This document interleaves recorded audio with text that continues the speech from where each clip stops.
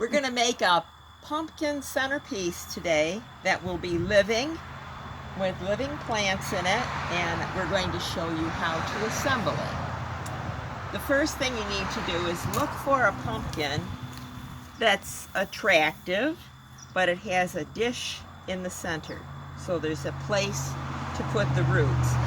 Now on this little one here, I already cut the stem off, so on this big one we're going to cut the stem off as close as we can.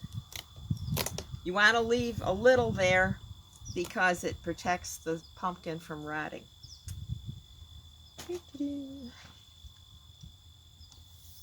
Of course, you want to try and find one that is that will sit as flat as it can.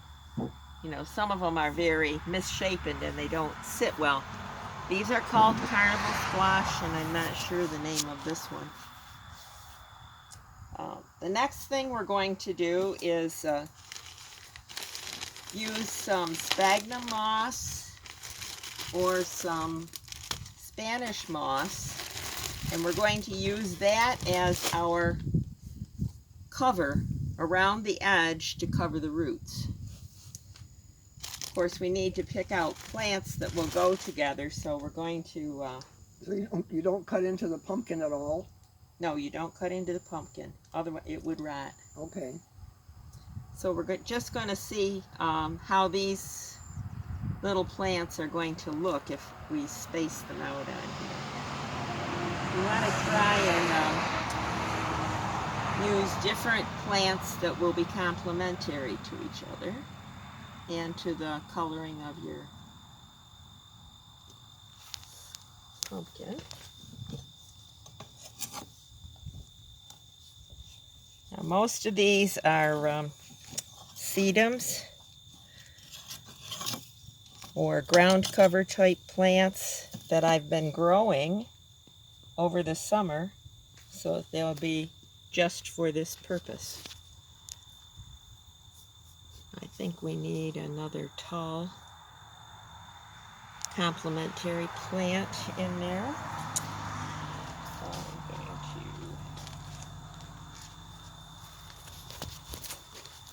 to, if I had a small succulent, I would use that, but I'm going to go for the hen and chick.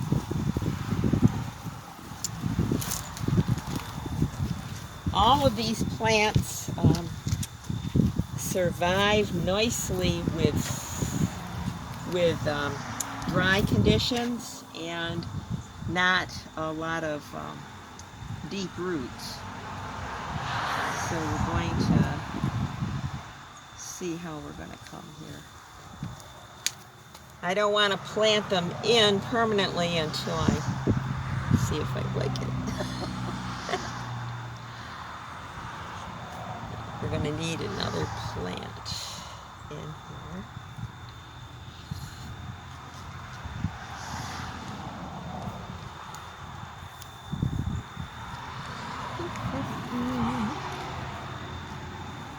Maybe just do another one of these on this side.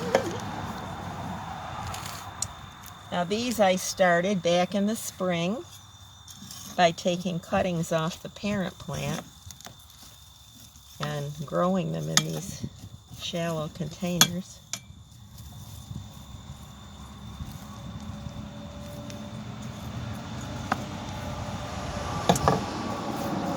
You can go out, of course, and buy plants,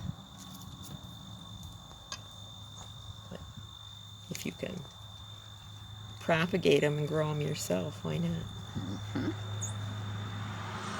Will make it a lot less expensive to make. And I think we're getting a fairly nice complementary plants here. Very pretty.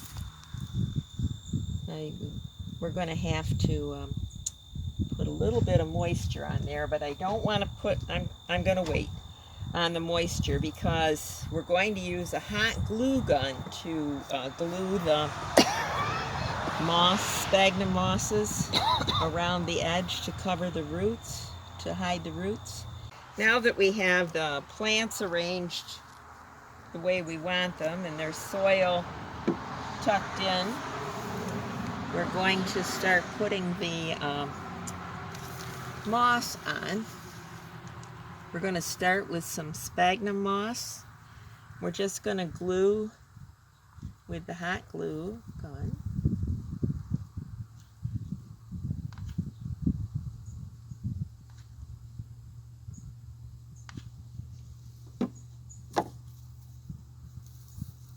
Tuck the mosses into it.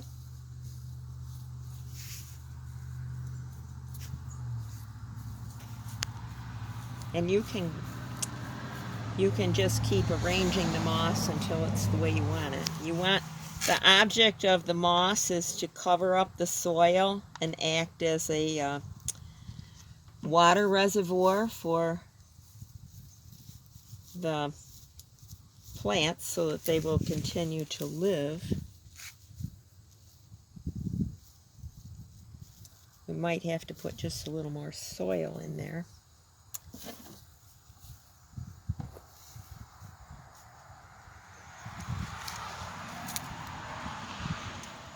You don't want to water your plants until you get this moss glued on, because if you have too much moisture, of course, the hot glue gun's not going to work.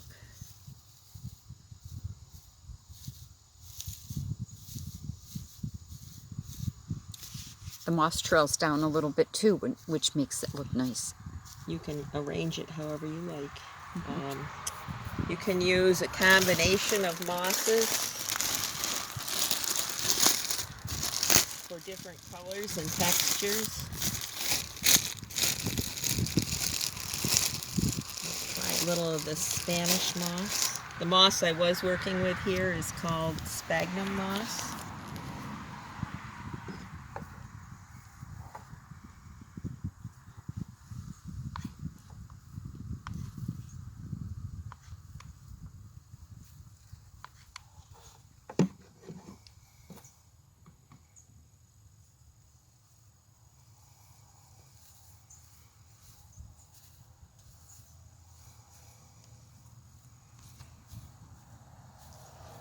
Variation makes a nice difference to how it looks. Very pretty. You can use some, of course, to cover your soil around the plants too. We need just a little more soil.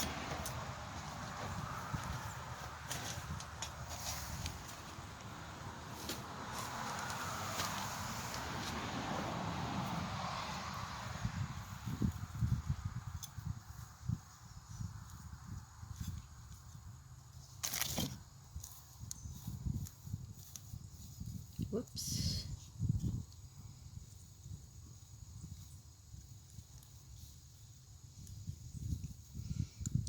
So we'll water these plants in after we get the moss on. Just going to tuck a little of this in to cover the soil here in the center. It's green reindeer moss.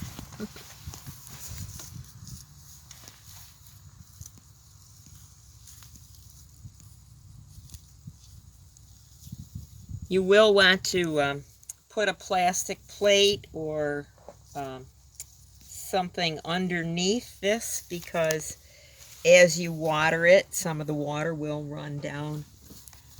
And of course, you don't want that to run onto your table or where you have this displayed.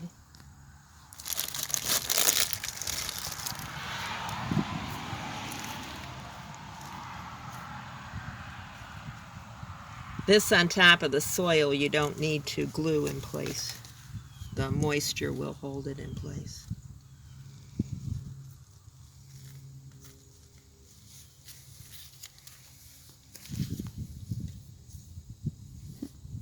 And I thought maybe just as a little decoration, we might try a few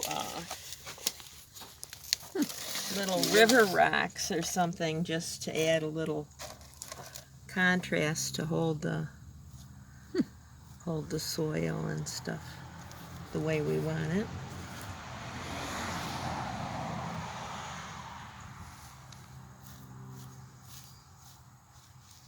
Oh, that's too small.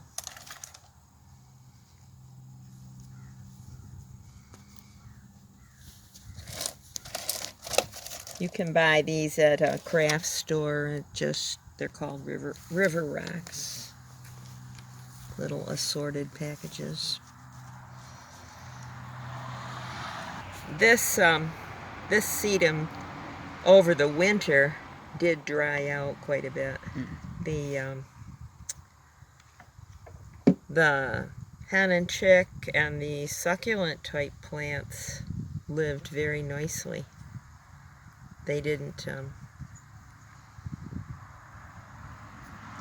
out.